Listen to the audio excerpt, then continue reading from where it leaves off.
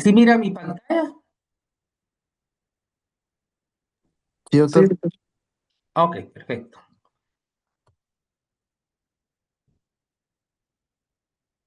This meeting is being recorded. Entonces el tema que hoy vamos a platicar, un tema importante, es fibrosis quística.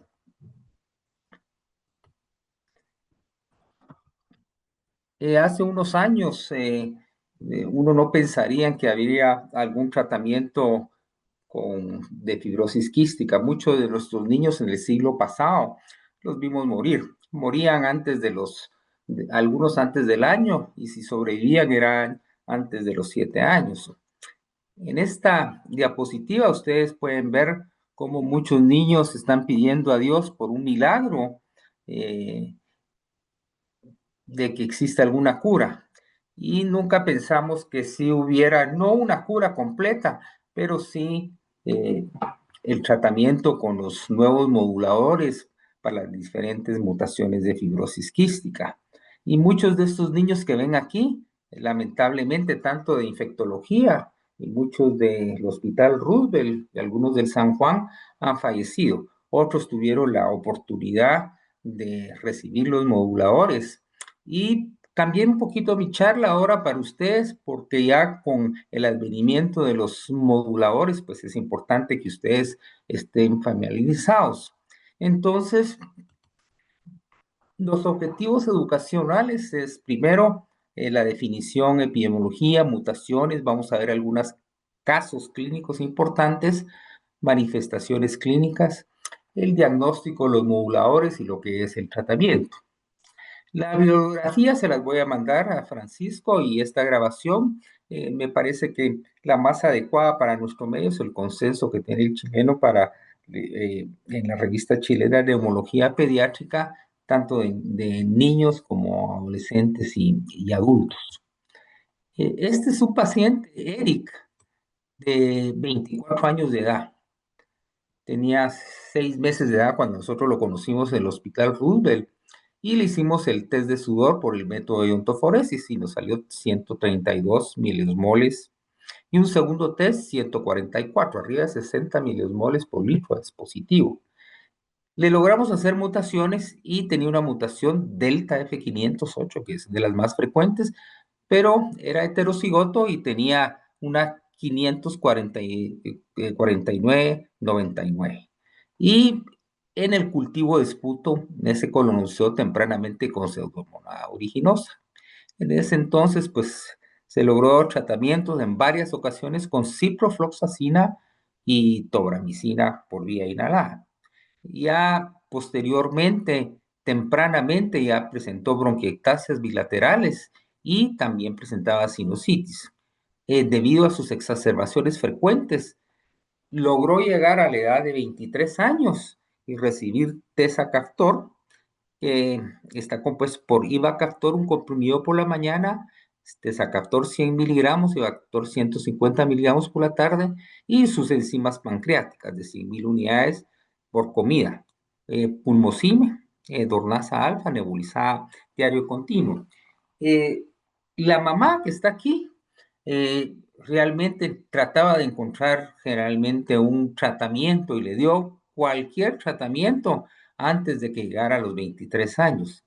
Lamentablemente, ella fue al ICSS inicialmente, pero por el, el no buen tratamiento, decía ella, de muchos niños que llegaban, ella se retiró en un tiempo del ICSS, y entonces estuvo con nosotros en el Roosevelt, también en una fundación que tenemos en la Liga del Pulmón.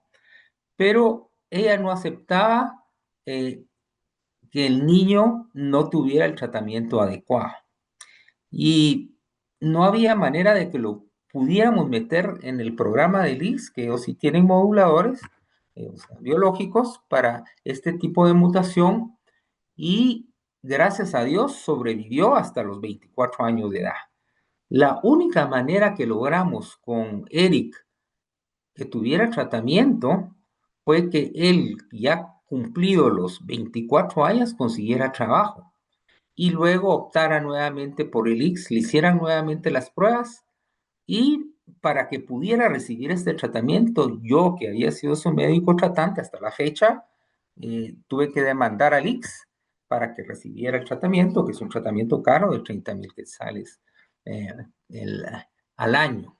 Actualmente, pues solo los del IX pueden recibir este tipo de tratamiento en lo privado. Es muy difícil por el costo que tiene este tipo de moduladores. Actualmente en el ICS hay aproximadamente 11 niños con tratamiento con moduladores y 4 ya adultos con tratamiento. Dependiendo generalmente de la mutación, a veces reciben Ivacaftor, a veces reciben Lumacaftor, pero el tratamiento de la fisioterapia y el pulmocime y a veces las exacerbaciones sigue siendo prácticamente el mismo. Entonces, es importante darles esperanza a los niños que uno diagnostica tempranamente con fibrosis quística, porque la esperanza es que al final el Ministerio de Salud nos brinde ese tratamiento como brinda también a los pacientes con cáncer. Les voy a poner otro caso interesante.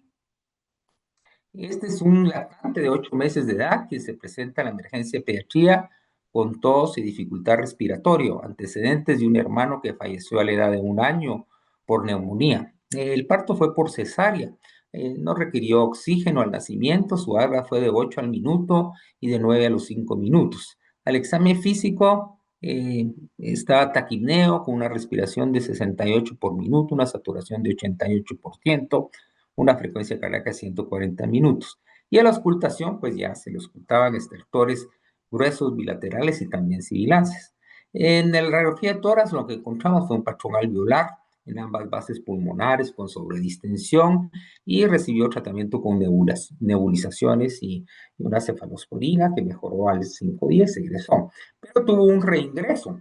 El paciente al año de edad nuevamente consulta con tos, fiebre 39 grados y dificultad respiratoria, tiraje y lucía decaído. Al examen físico, también una frecuencia respiratoria de 52 por minuto, una frecuencia cardíaca de 138. El tórax tenía también sibilancias bilaterales y un panel respiratorio no mostró ningún agente infeccioso, pero nuevamente tenía un patrón alveolar bilateral en la radiografía de tórax. ¿Cuál es el plan diagnóstico a seguir en este tipo de paciente que ya tiene una recaída? Pues uno debe hacer siempre, recuérdense, su diagnóstico diferencial. Siempre el método de WID nos ayuda mucho con hacer el diagnóstico diferencial y el plan diagnóstico. Por cada eh, diagnóstico que nosotros pongamos, debemos hacer la gold standard para descartar el diagnóstico y eso nos ayuda a llegar al diagnóstico. Entre los diagnósticos diferencial, neumonía por tuberculosis, disquinesia ciliar, una inmunodeficiencia y, por supuesto, una fibrosis quística. El plan diagnóstico entonces fue hacerle una tomografía pulmonar de alta resolución, el PPD y el cuantiferón, una broncoscopía, un lavado bronquialveolar y en este caso se hizo un óxido nítrico nasal, una inmunoglobulina, una IgA, IgE, IgM, IgG, y un test de sudor por el método de endoforesis. Entonces, como ustedes pueden ver este caso, indica tempranamente que tenía neumonías a repetición. Podría uno pensar más en una fibrosis quística, pero sin embargo, siempre tenemos que hacer un diagnóstico diferencial. Entonces, la tomografía, lo que logramos ver fue que ustedes pueden ver aquí lo que son las bronquiectasias, ¿ya? Aquí se miran las bronquiectasias bilaterales, ¿ya? Tiene bronquiectasias bilaterales.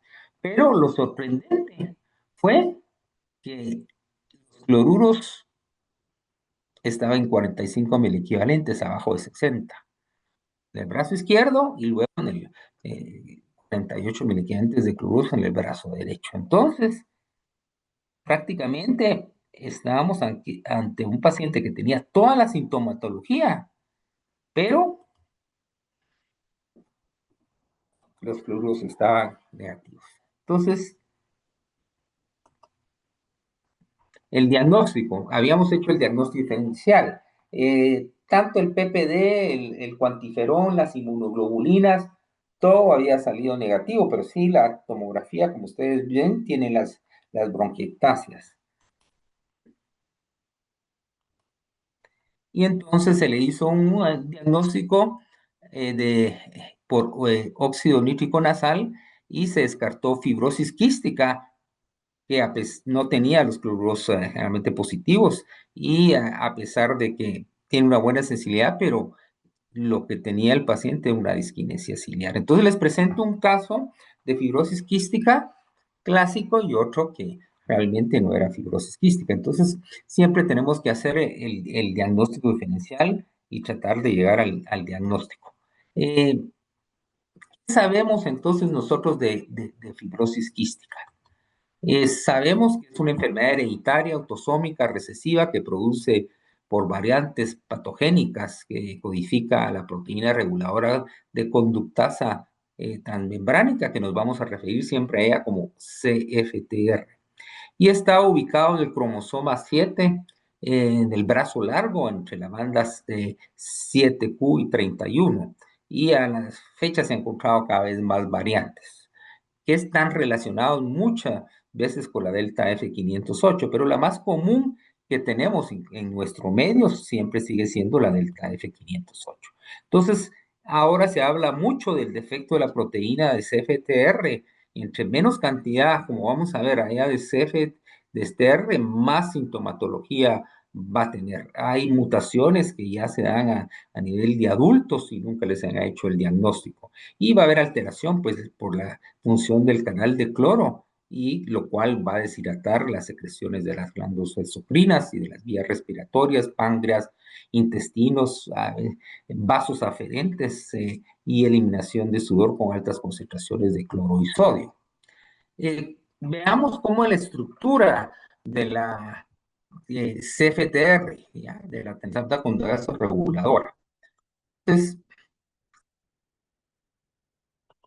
aquí tenemos el brazo largo del cromosoma, ya entre las bandas, dijimos 7q31, y aquí tenemos ya la proteína de la CFTR. Tiene 1400 aminoácidos, ¿ya? Y está ubicado principalmente en la membrana celular. Y tiene generalmente dos sitios importantes, o sea, dos dominios a nivel de lo que es el citoplasma. Si la representamos de otra manera, aquí tenemos la membrana celular y aquí tenemos los dos dominios de nucleótidos. Es el sitio común de la eliminación de la fenilalanina. La delta F508 es generalmente una ausencia realmente de esa fenilalanina, ¿ya? Y tiene que haber apertura de esa CFTR para que haya intercambio de sodio, cloro, y también bicarbonato. Del lado derecho, aquí encontramos también, vean cómo es una CFTR normal, ¿ya? Y cómo está afuera de la célula, y una CFTR donde está completamente anormal, o sea, no pasa, ¿ya? Por alguna obstrucción o algún tipo de mutación, y entonces va a haber acumulación de moco, los cilios no van a trabajar bien y fácilmente se van a infectar. ¿En quiénes se da la fibrosis quística? Pues como es una enfermedad autosómica recesiva, tiene que haber dos portadores, padre y madre. Es en cada embarazo. Y cuando se juntan dos portadores, generalmente lo que tenemos es que es un niño afectado con fibrosis quística, o sea, de 4-1. Los otros dos van a ser portadores y generalmente uno no va a padecer la enfermedad, o sea, uno no va a estar afectado y otro sí va a estar afectado. En nuestro medio no sabemos la incidencia de portadores, pero solo para darles un ejemplo, en Estados Unidos y en Europa, por cada 25 personas probablemente es un portador. Es que si se tiene la mala fortuna de casarse con alguien que sea portador, en cada embarazo van a tener el chance de tener un niño con fibrosis quística. ¿Cuál es la epidemiología? En Guatemala, últimamente se ha logrado hacer un poquito más de tamizaje y probablemente ya sabemos un poquito más, pero la sobrevivencia todavía nos sigue bastante buena porque muchos no logran sobrevivir y no reciben esos moduladores. En cambio, generalmente en Canadá, todos tienen seguros y muchos en Estados Unidos, vean, la mayor sobrevivencia es de 53 años. ¿Ya? Y en algunos en Estados Unidos de 43 años. La sobrevivida en algunas partes de Europa, ¿ya? Inglaterra, España, Italia, el 47 años es de sobrevida, pero muchos les tienen seguro social que cubre a casi a toda la población. En Latinoamérica hay algunos que se ha logrado. Uruguay, por ejemplo, está muy bien, lo cubre todo el seguro. Costa Rica también. Y como ustedes ven, entonces la sobrevida desde 1936 a 2022, y hasta la fecha, ha ido en aumento. Eh, Aquí tenemos quienes generalmente tienen registro global y vemos que mínimo o que no se desconoce está el área de Centroamérica, excepto probablemente Costa Rica. Y luego las áreas generalmente parciales y los que sí tienen generalmente registro global. Y, pero en nuestra área principalmente no tenemos un registro global, que es importante para saber en general qué mutaciones tenemos. Pero aquí tenemos una vista general del mapa mundial de cómo está generalmente la fibrosis quística en diferentes países. Y vemos que en nuestra área, por ejemplo, la más frecuente es la Delta F508 en Guatemala, y el ministerio ha sacado algunos indicadores de que es uno en 13.541 a comparación de otros países que vean que incluso es uno en 2000 en Europa y también en Canadá, Estados Unidos, uno en 2500. Entonces, necesitamos trabajar un poquito más con respecto a ver la incidencia en nuestra área. Eh, es importante, por eso en América Latina, estandarizar generalmente y tener un buen algoritmo para desde temprano, porque esos niños van a tener, si tienen fortuna, van a poder recibir esos moduladores y hacer diagnóstico temprano, incluso al nacimiento. Yo el más pequeño que he logrado detectar fibrosis quística fue uno que sí tenía hilo meconial, que estaba muy relacionado a fibrosis quística y a la semana ya le hicimos el diagnóstico, pues se comportó más como insuficiencia pancreática que por problemas pulmonares. Actualmente es una niña que todavía está viva, sí ha desarrollado algunos problemas, pero es importante hacer el diagnóstico temprano. Por eso el tamizaje es sumamente importante. Y lo que se usa generalmente es la tripsina inmunoensayo. En Argentina usan IRT, pero también usa la proteína intestinal que es PAP, que da un resultado más rápido, no hay que generalmente llamar nuevamente al paciente como nos sucede aquí. Y en Brasil usan IRT, pero probablemente ya pasaron también a IRT y PAP. Y luego aquí están las incidencias de lo que tiene, por ejemplo, Uruguay, uno en 8.300, Costa Rica, uno en 10.000. México es lo más cercano, uno en 8.500. Entonces, probablemente nosotros estaremos entre uno que estamos cercano a 8.500 a 13.000 aproximadamente. Es importante entonces entender la función de la CFTR. Y aquí tenemos en esta diapositiva cómo se forma la CFTR. Voy a tratar de hacerlo posteriormente un poquito más sencillo. Y generalmente la CFTR aquí está representada normal. Y generalmente esta CFTR del núcleo pasa al retículo endoplásmico y luego por el aparato de Golgi se pliega y madura. ¿Ya? Pero cuando tenemos un problema en el cual hay un defecto, por ejemplo, una ausencia a nivel del cromosoma de la fenilalanina, entonces lo que va a pasar es que generalmente se trunca, no se forma. Y la clase de la delta F508, que es clase 2, generalmente logra pasar generalmente al retículo endoplásmico, pero nuevamente se destruye ahí.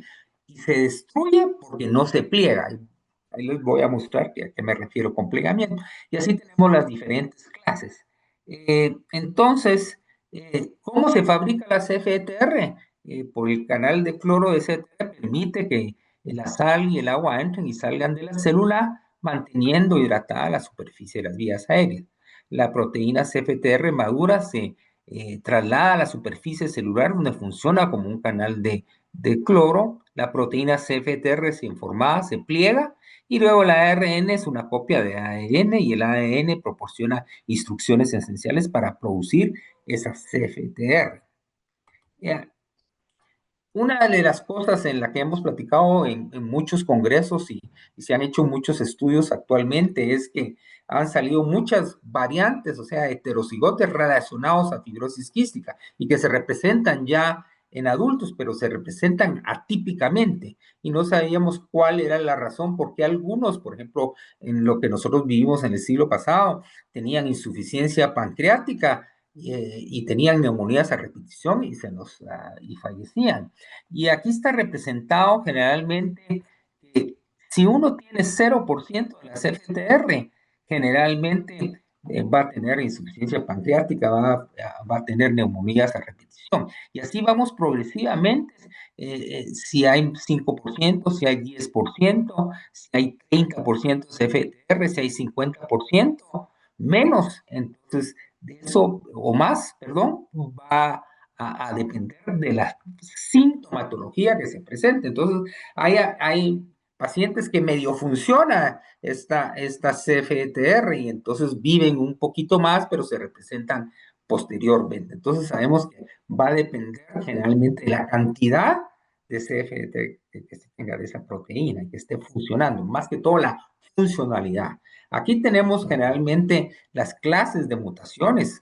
Hay 6, actualmente ya escribieron una séptima y aquí tenemos una normal ya que no hay alteración funcional, pero cuando no hay síntesis en la clase 1 vamos a tener este tipo de mutaciones. En Guatemala hemos visto la 542X y en Centroamérica. La tipo 2, que es la más frecuente, es la delta 508. Y aquí lo que sucede es que hay un defecto del plegamiento, no se procesa, no se forma. Y así tenemos bloqueo de la regulación, hay poca apertura del canal. Hemos tenido esta S541 ASN heterocigoto junto con esta también. Y luego tenemos reducción de la conducción, el defecto del transporte, todas estas mutaciones, descensos en la síntesis de proteína y descenso en la vida media de la proteína. Estas tipo 6 ya será posteriormente, presentan los adultos sintomatología. Y aquí solo para mostrarle que existe otra clase, la clase 7 ya, que es, generalmente no se forma por el mRNA mensajero. Para explicarles un poquito más fácil esto, cómo funciona estas FTR y estas mutaciones, si han ido al canal de Panamá y han ido a las esclusas ya, y las esclusas se abren y se cierran y dejan transitar y pasar agua y tienen unas compuertas. eh, Imaginemos que esto es el cloro, el sodio, y normalmente, generalmente, tienen algunos eh, que abren las compuertas, estos motorcitos. En las esclusas anteriores yo tuve la oportunidad de ir y tenían General Electric, tenía como 1000 de estos motorcitos. Pero lo que sucede en la fibrosis quística es que en algunos se abre un poquito, medio se abre, en otros completamente no se abre. Y entonces es cuando se producen la mayoría de defectos. El problema de la delta F508 es que generalmente no se pliega cuando va a entrar. Normalmente cuando entra el retículo endoplasmático está desplegado. Entonces les pongo el ejemplo de una sombría. Cuando uno despliega la sombría es en esta forma y cuando uno la pliega, esto es el plegamiento, ya, la pliega de esta forma. Y entonces, ¿qué sucede generalmente? Normalmente, para entrar por medio del mRNA mensajero al retículo endoplasmático y formar esa CFTR, generalmente la CFTR primeramente está, digamos, desplegada, pero ya para entrar y formarse tiene que plegarse. La figura de la izquierda debe de plegarse para pasar entonces al retículo endoplasmático y luego formarse la célula interna. Entonces, ese plegamiento es bien importante. ¿Qué pasa si no se pliega? Pues lo que sucede es que se cierra la puerta y entonces ya no se forma la CFTR. Y ese es el gran defecto que tiene la delta F508. Los nuevos medicamentos moduladores lo que hacen es abrir esa puerta nuevamente para que haya ese transporte, corrige, por eso se llaman muchas veces correctores y potencia, por eso se llaman correctores y potenciadores. ¿Qué estudios hemos logrado hacer? Pues este es el estudio que hicimos hace años, el primer estudio que hicimos con la doctora Rosina, la inmunóloga, ella en su trabajo de residente R3, tuvimos que montar un estudio para extracción de ADN a la nivel de la universidad. Y tuvimos que entrenar a mucha gente, incluso nosotros entrenamos algunas de Costa Rica, ya para poder saber, por lo menos en unos pocos pacientes, cuál era la incidencia. Y encontramos que prácticamente era la delta F508 en 12 pacientes, pero en dos encontramos la G542 y otros no lo identificamos. Ese fue el primer estudio que hicimos. Y luego con otros estudiantes, ya un poquito montado mejor, eh, eh, en la universidad logramos hacer otro estudio, pero nuevamente encontramos 8, vean como frecuente la delta F508 y otros como la C49N y F542. Y entonces aquí está la estadística de lo que los pocos estudios que hemos hecho. Actualmente han hecho algunos otros estudios, no tenemos la estadística, pero para darle el tratamiento con moduladores tenemos que saber qué mutación tiene, porque generalmente se tiene que dar 3 moduladores, tanto correctores como potenciadores, si es heterocigoto. Ahora, si no es homocigoto, es heterocigoto, pues probablemente responda a otros. Entonces es importante generalmente saberlo. Entonces, ¿cuándo debemos de sospechar la fibrosis quística? Pues cuando tenemos un hermano con fibrosis quística, cuando tenemos IRT positivo por tamizaje y lo regresamos para hacerle test de sudor, antecedentes como les conté de este paciente de hilio meconial, síntomas consistentes en fibrosis quística en uno más de los sistemas como enfermedad sinopulmonar, o sea, los que tienen neumonía recurrentes, los que tienen generalmente anomalías gastrointestinales, síndrome de pérdida de células o espermia.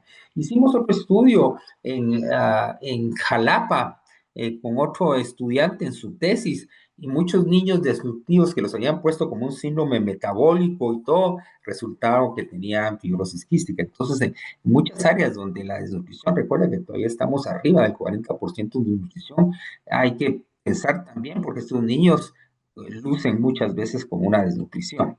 Eh, el método diagnóstico que estamos usando en el Hospital Roosevelt es el IRT. El problema que tenemos con el IRT es que los tenemos que citar nuevamente para hacerles otro IRT y a veces ya no regresa. En cambio, con la proteína intestinal,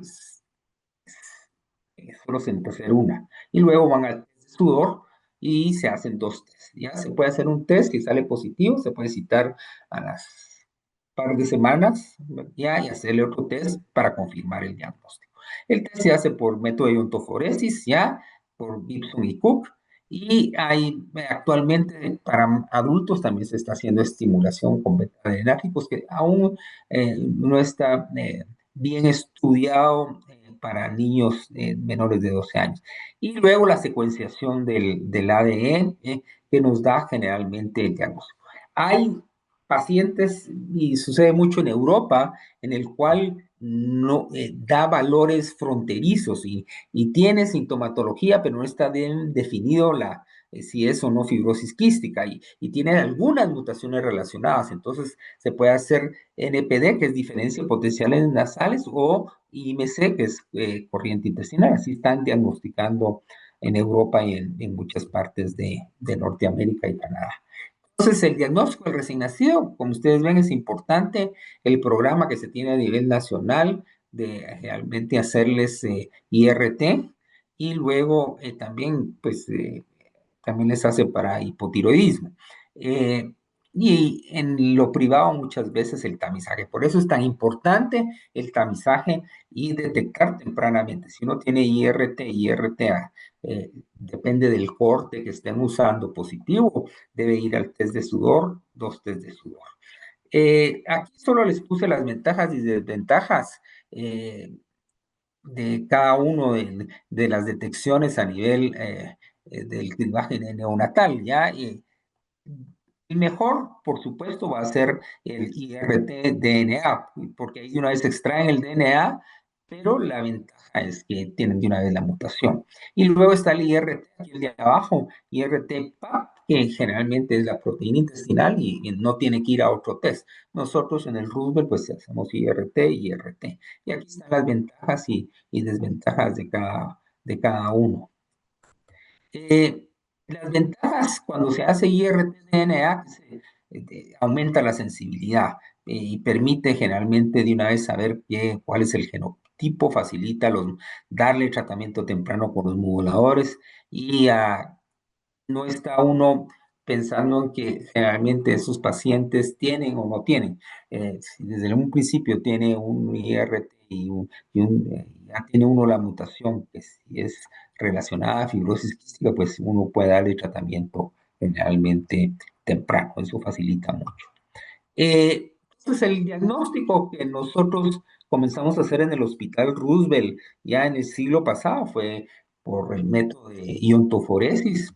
Eh, Así lo iniciamos, yo tuve la oportunidad de iniciar y por 10 años hacerlo en el Hospital Roosevelt y el aparato que usaba era este que me brindaron en el Hospital de Massachusetts, fue prácticamente una donación y aquí está, en este frasquito estaba la pilocarpina. Entonces lo que yo hacía en ese entonces era poner pilocarpina en una gasita, había un electrodo positivo y un negativo, es el galvanómetro, lo ponía a 5, estimulaba en el área y obtenía sudor en la gasita. La tenía que pesar y luego tenía ya cuánto había pesado anteriormente y aplicaba un método que se llamaba Shells to Shells, que es para el cloro. Si uno quiere saber el cloro de un método químico, aplica Shells to Shells, que tiene una fórmula. Me tomaba un día solo hacer un test.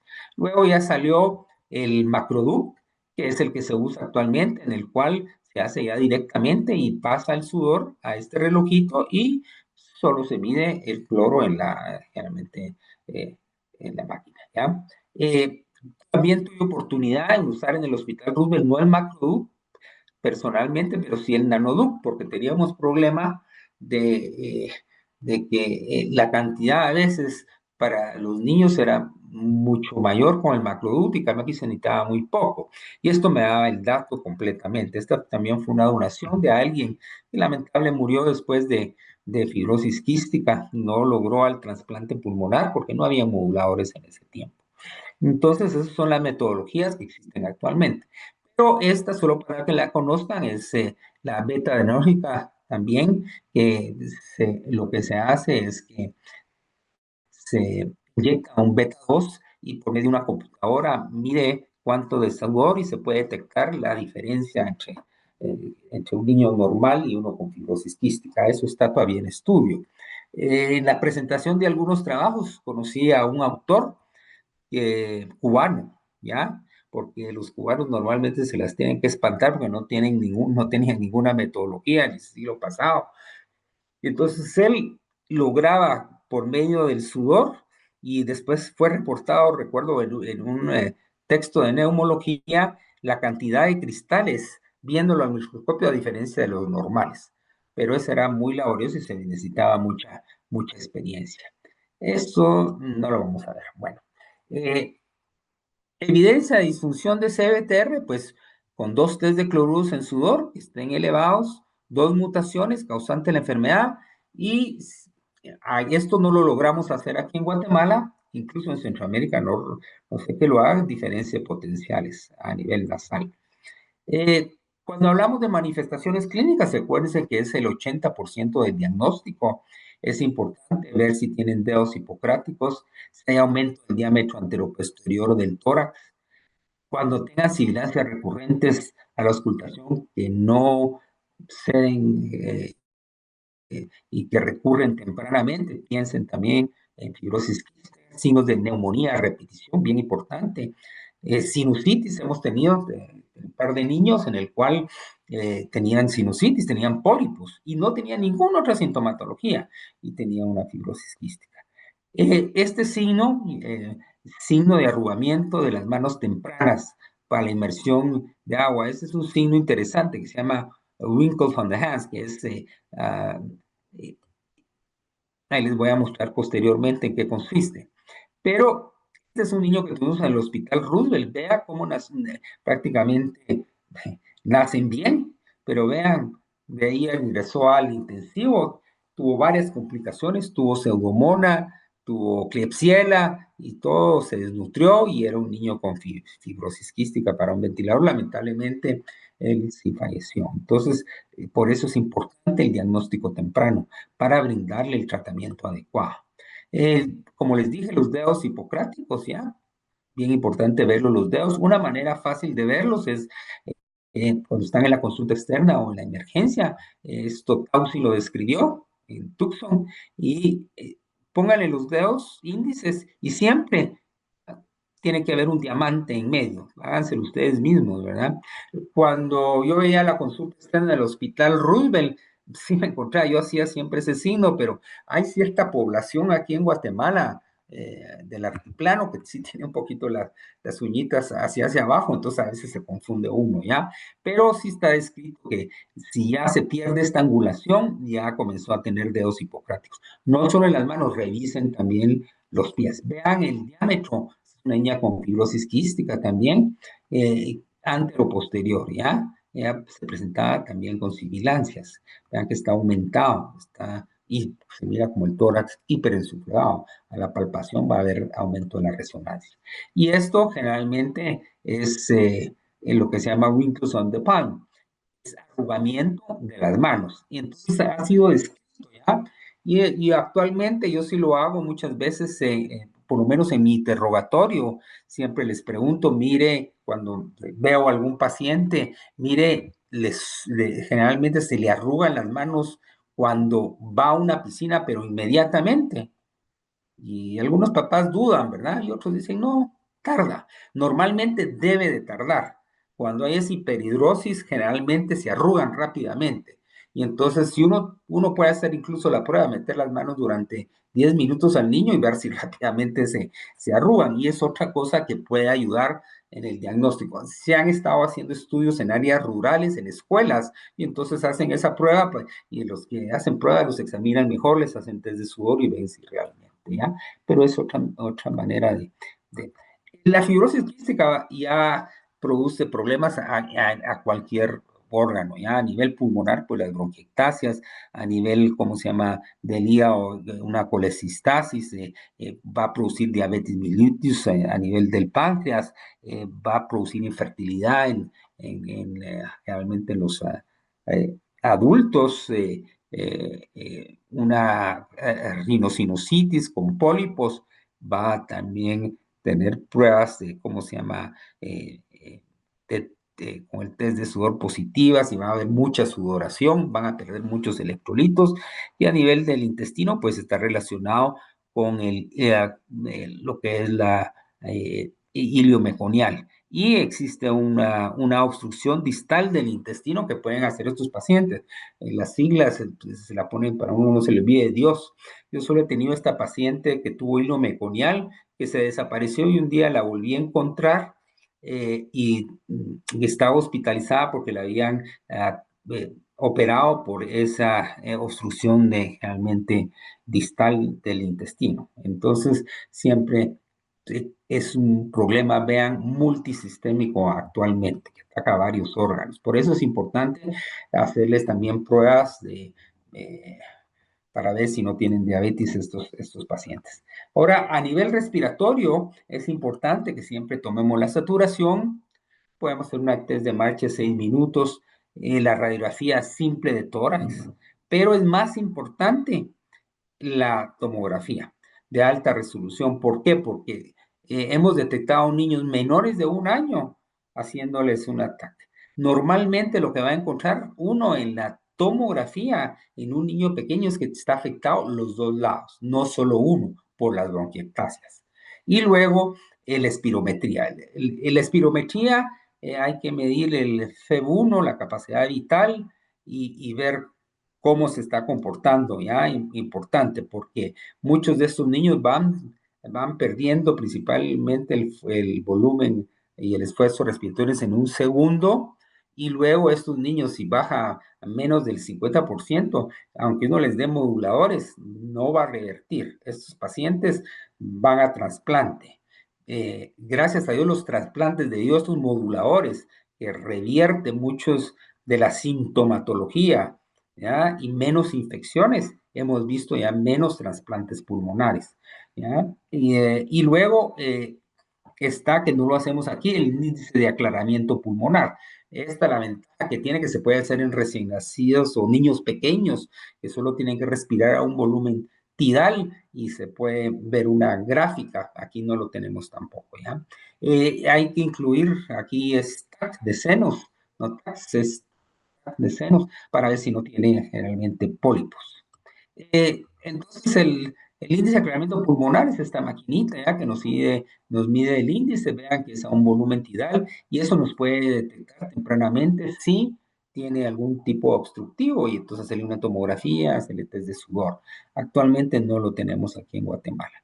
Aquí les presento una radiografía en la cual es de un paciente con fibrosis quística y la cual ustedes pueden ver que aunque se pierde mucho la resolución, ya tiene afectado ambos pulmones. Normalmente así es como los vemos, bilateral. Y aquí abajito probablemente ya tiene edema, bronquiectasias, ¿ya? Si, no sé si tengo una tomografía, sí.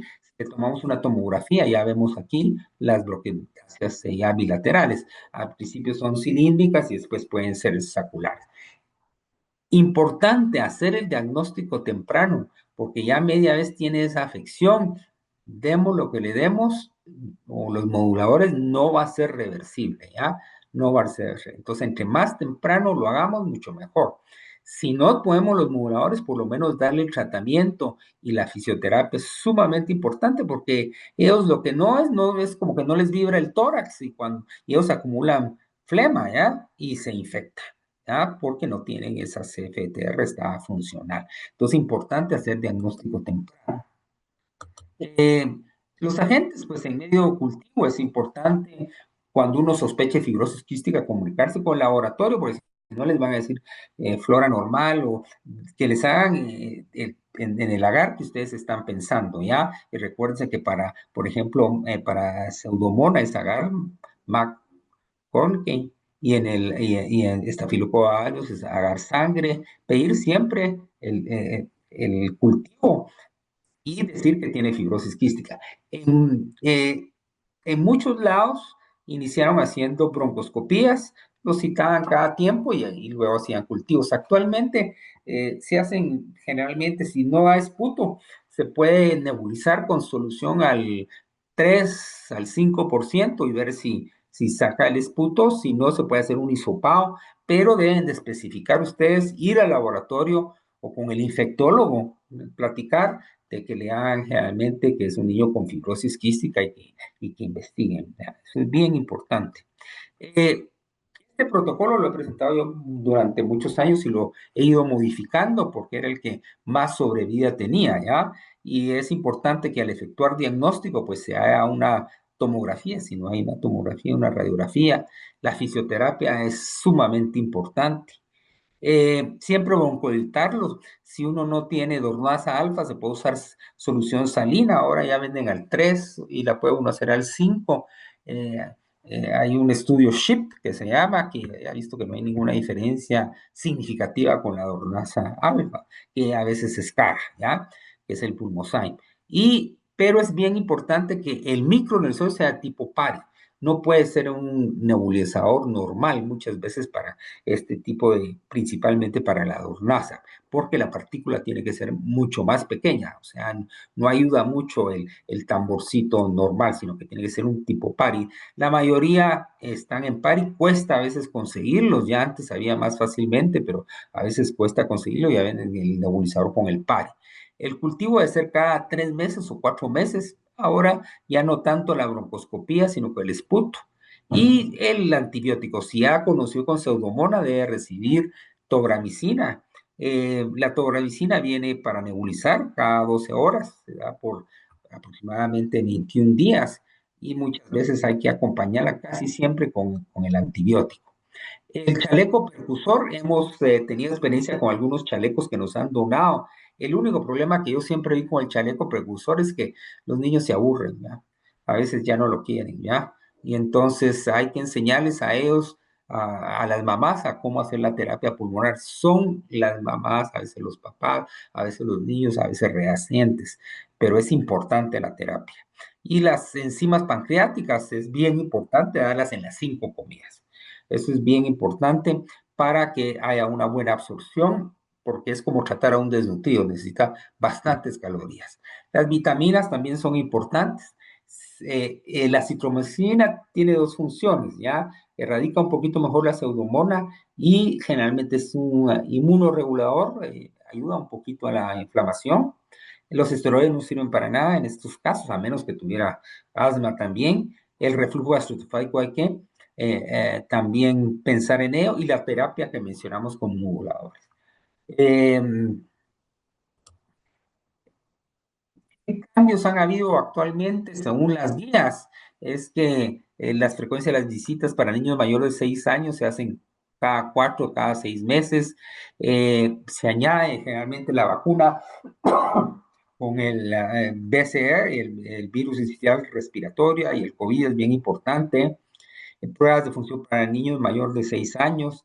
Se prefiere nuevamente la tomografía en lugar de la radiografía, ¿ya? Pero generalmente, se recomienda encarecidamente considerar su realización en bebés y niños en edad preescolar o cualquier edad en lugar de la radiografía de tórax. Entonces es bien importante, ¿ya? La tórax le puede ayudar, pero no les va a dar tempranamente las imágenes que ustedes necesitan. Y la ecografía abdominal, si hay algún problema abdominal, bien importante. Este es el doctor Warren Werke. Esta fue esta niña que les digo de hilio meconial que hizo problemas respiratorios, el primer chaleco que usamos, ¿ya? Gustó que el doctor Warren Werke creía mucho en lo que eran los chalecos vibratorios y decía que ayudaban a los antibióticos y todo, pero que lo importante era sacar esas secreciones. Actualmente, vean, son mucho más modernos ya, pero el costo es bastante grande. El COVID ya se da ¿cómo se llama? Tipo inhalado, en polvo seco, es una molécula que entra fácilmente al pulmón. Aún aquí en Guatemala, pues no tienen acceso a este tipo de terapia, sino que les seguimos dando tobramicina tipo inhalada, 300 miligramos cada 12 horas. Aquí les pongo el algoritmo eh, eh, que puede ayudar generalmente a ver cómo vamos a tratar a ese paciente. Si nosotros tenemos una IRT positiva, 2 va a sudor, ¿ya? Si es en 2 muestras, pues si es mayor de 60 milesmoles, pues es diagnóstico ya confirmado. Pero cuando tenemos estos fronterizos es cuando nos da problema, ¿verdad?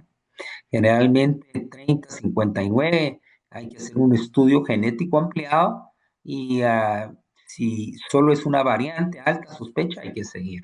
Algunos niños, yo he tenido niños en el tienen test de sudor y una variante y los papás me dicen, miren, no tiene fibrosis quística, sí está bien, pero es con los años que generalmente se presenta, ¿ya? Y entonces, y no les dan mayor tratamiento de seguimiento. Cuando hay duda, la mejor manera es eh, seguir al paciente, ¿ya? Y verlo y puede uno repetir el test de estudio.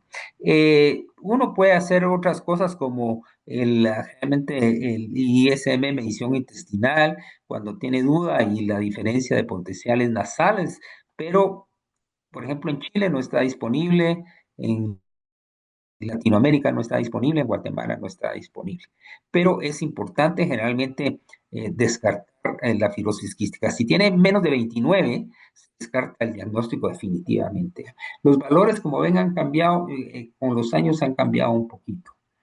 Eh, Esto solo lo traje a colación porque es importante las nuevas secuenciaciones y hay generalmente algunos síndromes ya que no son concluyentes de fibrosis quística. Eso no sucede en nuestro medio, sucede más en Europa. Y ellos están bien preocupados porque como ellos trabajan a base seguro y cuando tienen una mutación relacionada, llega el paciente y le dice, mire, yo tengo una mutación relacionada y si me da a los 40 años, me va a pagar el seguro. Entonces no tienen un diagnóstico, entonces están haciendo generalmente más secuenciaciones, eh, ampliando ¿cómo se llama? Las mutaciones para realmente hacer un diagnóstico. Eso no sucede tanto en Latinoamérica. Aquí están las diferencias de potenciales nasales que evalúa la diferencia generalmente de potencia de voltaje a través del epitelio creado en movimiento iónico y se mide entre dos electrodos. Y luego la medición de corriente intestinal, que es un poquito más complicada, que mide las corrientes eléctricas secretorias colónicas, y eso se usa en Europa principalmente cuando no tienen, y lo están haciendo bastante, no tienen un diagnóstico concluyente de fibrosis quística. Aquí tenemos todas las terapias, generalmente vamos a ir terminando las terapias con moduladores y tenemos el ivacaftor, el lumacaftor, ivacaftor, tesacaftor, lesacaftor, todos estos, pero vean que es para cada mutación, ¿ya? Y es importante tratarlos generalmente tempranamente. El más usado es el tesacaftor actualmente, que es una combinación que va contra el delta F508, tanto homocigote como heterocigote. Pero generalmente la casa que lo distribuye, ellos incluso tienen bastante experiencia en qué mutaciones se pueden tratar, porque aquí, por ejemplo, en Estados Unidos, estas son 178 mutaciones aprobadas para generalmente tratar ese tipo de pacientes, ya que es una infinidad de mutaciones. Pero la casa que distribuye estos, el ivacaftor, el lumacaftor y el tesacaftor principalmente, que son potenciadores y correctores, ayudan. Esto solo es para ver los grupos etarios y los que han sido aprobados por la FDA, vean que ya en niños pequeños, ya incluso menores de 6 años, ya se puede dar este tipo de tratamiento de el hexacaftor y tesacaftor y que vienen gránulos, y así vamos avanzando ya, en el cual se puede, ¿cómo se llama?, dar tempranamente. Entonces, en nuestro medio, pues, brindarles esperanzas a los papás que algún en un momento podrían recibir generalmente ese tipo de moduladores, identificar las mutaciones y esa es una esperanza de vida para ellos, por lo que antes se nos morían antes generalmente incluso del año. La duda ahora actualmente que se está debatiendo ya es cuándo se pueden quitar estos moduladores. Es para toda la vida. En algunos pueden producir, hay que estarles viendo generalmente con el oftalmólogo si no producen cataratas. Algunas complicaciones son muy leves, pero el test de sudor en algunos se normaliza, las pruebas de función pulmonar se mejoran, ya muchos no van generalmente a trasplante pulmonar. Entonces es importante para prolongarles la vida y algunos nos han presentado hasta de 85, 90, se muere uno antes de cualquier otra cosa, ¿ya? Para ustedes es importante los criterios de hospitalización cuando hay exacerbaciones severas y malas respuestas ambulatorias o tienen hemoptisis. Estos niños, nosotros vimos morir muchos niños con hemoptisis, se eroda generalmente el bronquiolo terminal por las bronquiectasias y cuesta parar eso, ese sangrado, ¿ya? Y hay trastornos electrolíticos generalmente graves, ¿ya? Generalmente en verano, cuando hace mucho calor, tienen que estar bien hidratados generalmente estos pacientes. y muchos de que no están desnutridos hay que ponerles generalmente gastrostomía. En Estados Unidos, generalmente el 89% es el principal motivo, ¿ya? Y los factores de riesgos conocidos es la hipercapnia, la hipoxemia, el volumen respiratorio bajo, la hipertensión pulmonar y la malnutrición. Y hay muchas complicaciones asociadas con falla respiratoria. Puede haber hemoptisis en 4,1% de los pacientes, masiva, más de 240, leve, moderada, 5 a 240, neumotoras 3,4%, grande mayor de 3 centímetros y pequeños, y los cuales hay que resolver. Y luego las estrategias para ventilación en estos pacientes, cuando realmente ¿qué hay que hacer? Ya será un bajo ritmo respiratorio, generalmente un tiempo prolongado, generalmente expiratorio, un flujo inspiratorio alto y una adecuada sedación. Una hipercapnia permisiva y estar ajustando el ventilador hasta alcanzar un pH entre 7,5 y 7,4, establecer bien el PIB a 2 centímetros. Bajo, tiene que ser bajo el PIB y tratar de reducir el esfuerzo. Pero esto ha mejorado bastante con lo que es la ventilación no invasiva. Toda la no invasiva, pues antes de ventilar uno puede ponerle generalmente una ventilación no invasiva, que eso va a evitar generalmente muchas de las complicaciones. Entonces, bien importante que se pueda hacer una ventilación no invasiva. Muchos de estos pacientes, pues, no necesitan ventilarlo, sino que con un flujo alto pueden ustedes sacarlo adelante y luego irlo retirando y si no van a necesitar ventilación. El protocolo de Stanford para lo que es el trasplante pulmonar, ellos usan mucho ECMO antes de trasplantar al paciente, ¿ya? Y eso les ha aumentado la sobrevida de estos pacientes que ya tienen bronquiectasias bilaterales, que ya su FEV1 ha bajado más del 50%, tienen que ir a trasplante pulmonar. Guatemalteco solo conozco a una niña que en Europa la lograron trasplantar, logró sobrevivir, no sé si todavía está viva, pero lo que sí he platicado con algunos de Canadá, que es donde más está preparado para hacer trasplantes, les ha bajado enormemente con el tratamiento de moduladores. Casi ya no se habla tanto de trasplante pulmonar. Entonces es importante los avances y retos de la fibrosis quística. Yo siempre he creído que la genética es importante, comprenderla bien para este tipo de problemas, no solo para fibrosis quística, sino que problemas neuromusculares como Duchenne y otros como ELA y todos estos que son discapacitantes completamente. Y creo que el futuro, el poder cambiar el ADN, y yo creo que algunos han oído hablar del CRISPR, ¿ya? Que lo que hace es que se hace un corto, es como se defienden las bacterias de los virus, y se está estudiando mucho eso, ver si eso va a ser al final la solución o por medio de vectores. Han tratado de cambiar por medio de vectores, pero no les ha dado mucho resultado. Pero yo creo que toda esta nueva tecnología, la inteligencia artificial nos va a ayudar un poquito a poder generalmente reestructurar o rediccionar el defecto a nivel del CFTR para que estos niños ya no padezcan de esta enfermedad. Por el momento, el gran avance son los moduladores.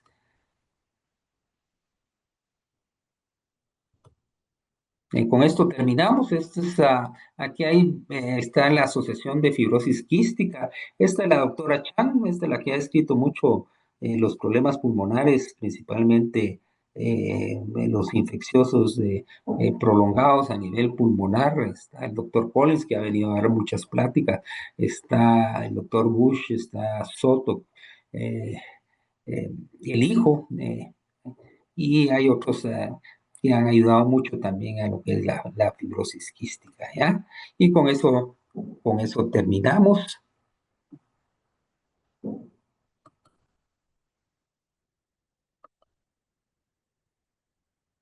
The recording has stopped. Ok, no sé si hay alguna duda. Pregunta, les voy a mandar un documento y les voy a mandar esta grabación para que le den una revisadita. ¿Todo bien?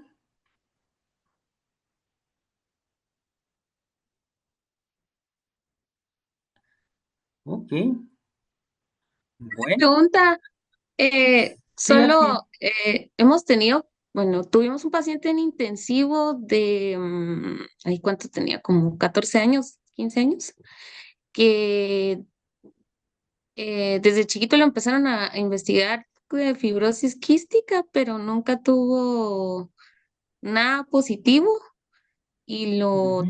pero al final lo trataron como fibrosis quística porque tenía toda la clínica, pero sí como se puede hacer eso, digámoslo así. Sí, mire, nosotros lo hicimos durante muchos años, incluso teníamos relación ¿cómo se llama? Muchos de Estados Unidos y recuerdo que teníamos en intensivo a algunos niños y le decían, mire, tiene toda la sintomatología, ¿qué hacemos con el paciente? Pero los test de sudor no salen negativos. Mire, si tiene la sintomatología, trátelo como que fuera una fibrosis quística. Y esa era la conducta que siempre seguimos. O sea que si él tiene la clínica, siempre va a mandar, ¿ya? Y a ese niño, pues habría que ampliar o no sé si le han hecho mutaciones, ¿verdad? Pero hacerlo más ampliado. A nosotros nos ayudaba, por lo menos a mí me ayudó mucho Gabriel Silva, que es, Francisco lo conocía, es el genetista, él es el fundador incluso de lo que hay de genética ahí en Bárcenas, ¿ya? Y con él trabajamos mucho hasta que él dejó eso, ¿ya? Y entonces, eh, pero sí se puede hacer mutaciones ampliadas. Se puede hablar con las trabajadoras sociales para ver si que se paguen los costos, ¿verdad? Porque actualmente solo se necesita una gotita de sangre. Lamentablemente no hacemos lo que hacen en otros lugares para realmente saber que este niño, si no tenemos la mutación, hacerle potenciales nasales o intestinales, ahí nos ayudaría el diagnóstico. Pero como no tenemos todo eso y estamos escasos muchas veces de recursos, pues tratémoslo como fibrosis quística. Lo que sí no podemos hacer es darle moduladores, ¿ya? Porque sin saber qué tipo de mutación es, no sabemos si van a corregirlos o potenciarlos, ¿verdad? Pero cuando tengan un niño así, trátenlo, porque hay algunas veces que no se representa tempranamente, aunque a los 14 años ya generalmente se debería representar ya el test de sudor positivo. El primer paciente que tuvimos nosotros en el Hospital Roosevelt, cabalmente lo tuvimos con el coordinador anterior ¿cómo se llama?, del posgrado. Tuvimos a un paciente, fue la primera vez que hicimos test de sudor. Este paciente ya tenía 7, 8 años, nunca le habían diagnosticado fibrosis quística, tuvo bastante recurrencia, se salvó porque le daban siempre antibióticos, o sea, lo trataban como una fibrosis quística, ¿ya? Y le daban toda la terapia, pero no tenía el diagnóstico, ¿ya? Entonces, mi consejo es ese, trátenlo siempre como una fibrosis quística, aunque no tenga el diagnóstico. Hay que hacer el diagnóstico general, de repente es una disquinesia ciliar, ¿verdad? Eh, entonces, la doctora Villatoro tiene ha visto muchos de esos pacientes en México. Eh, Hay que hacer diagnóstico diferencial a ver si no es otra cosa, ¿verdad? ¿Ok? Lastimosamente falleció el año pasado. Sí, sí, eso sucede, ¿verdad? Y no le hicieron biopsia a Ashley. Es que dice que nunca estuvo estable para poderle hacer biopsia. Sí. En ese momento, No, yo como digo, dice. no, yo le digo cuando falleció, algunas biopsias o algo, ¿no? Ah, no. No. No, sí, sí, es un poquito complicado cuando ya llegan ya con un déficit respiratorio, ya con un daño pulmonar severo. Y el problema es ya cuando las pruebas de función pulmonar, ya el F1 está abajo, casi del 40%, ya uno sabe que ese paciente no va a sobrevivir, ¿verdad? Sea la causa que sea, ¿verdad? Para el intensivo. No sangró Ashley, porque esos sangran los de fibrosis quística. Muchas veces se eroda, ¿verdad? No sangró, no. Dice que Yo ya no lo vi después de que se volvió a complicar, porque había estado bien y luego pasó un calmamiento y se volvió a complicar, Sí, pero ok. no sé. Bueno, ok. ¿Alguna otra duda? Yo tengo una duda, doctor. En el método de iontoforesis, ¿el paciente tiene que estar estable o cuál es el momento indicado para hacer la prueba? Mire, el problema es que cuando, qué tan estable va todos los pacientes con que estén tan inestables. A veces cuando tienen esteroides, ¿verdad? El problema es cuando tienen, ¿cómo se llama? Soluciones, ¿verdad? Yo cuando hice el test de sudor durante 10 años me enfrentaba a, ¿cómo se llama? Que estaban canalizados, desnutridos, costaba obtener el test de sudor. Y a veces, si tiene esteroides, a veces puede alterarlo. Entonces, yo he hablado con Pablo ahí del Hospital Roosevelt. Yo sé que les está exigiendo a ustedes de que el paciente esté un poco estable porque a veces no es fácil obtener la muestra de sudor, ¿verdad? Entonces, eh, pero depende, porque un paciente que tiene fibrosis quística, no, realmente si está malito, nunca va a estar estable, ¿verdad? Pero a veces llegan con soluciones o no hay dónde hacerle el test de sudor. No sé, Anthony, si eso es lo que se está refiriendo a que les exigen a ustedes. No, doctor, solo quería saber como que el momento más indicado, pero Ya, sí, ya resolvió mire, mi duda. sí, mire, lo importante es hacérselo, ¿verdad? Y el que está a cargo de eso allá es Pablo, hay una hojita especial, incluso en lo privado uno lo puede mandar al Hospital Roosevelt y ya le pueden hacer el test de sudor, ¿ya? Y él tiene, y esa hojita tiene todas las indicaciones y todo, ¿verdad? Y tiene que tener por lo menos unas 2 semanas de vida, ¿verdad? Para podérselo hacer y que eh, generalmente ya esos pacientes ya le habían hecho tripsina inmunoensayo, ¿ya? Pero ha simplificado antes de nosotros en el siglo pasado, antes de que Gibson y Cook sacara lo de iontoforesis, los metía en bolsas de plástico, ¿ya? Yo cuando fui al hospital de Massachusetts fue lo primero que me preguntaron, me dijeron, mire doctor, ¿y cómo hacen el diagnóstico ahí? Pues mire, ahí los meten en bolsas, no, me dijeron, llévese este aparatito porque nosotros aquí lo hacemos por iontoforesis, ¿va? Y entonces el doctor que es de la Fundación de Fibrosis Quística del Hospital de Boston, pues nos ayudó un poquito para que iniciáramos un poquito a diagnosticar, por lo menos ahora, pues ya los aparatos son mucho más sencillos, de un costo elevadísimo, por supuesto, pero ya se hace en 15 minutos, 20 minutos, tiene uno el diagnóstico, un poquito de paciencia. Pero las bolas, aquí muchos, yo creo que al fin se lograron quitarlo, envolverlos en una bolsa y tratar de que suden y hacerlo por polimetría no sirve, tiene que ser por iontoforesis. Iontoforesis simplemente quiere decir meter generalmente una sustancia dentro de la piel. Y en ese caso, la sustancia que se mete es pilocarpina, lo que se usa prácticamente en el ojo para dilatar. Y entonces suda.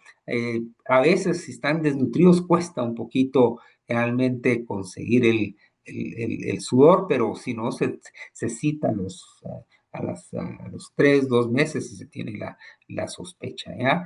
Eh, yo siempre les digo que tratar de no hacer otro examen antes de que le hagan el test de sudor. A mí lo que me sucedía cuando hacía el test de sudor era que se había mandado que rayos X o tomografía, y entonces les hacían la tomografía, se ponían helados y ahí ni con iontoforesis, ¿ya? Entonces yo siempre les decía, mire, solo ese test, prográmelo bien, que esté bien hidratado, porque si no está bien hidratado, tampoco van a obtener la muestra, ¿verdad? Y eso a veces sucede, si no se desperdicia el pilogel, porque eso es con unos pilogeles, y cada pilogel está hablando de 500 a 600 quetzales, ¿ya?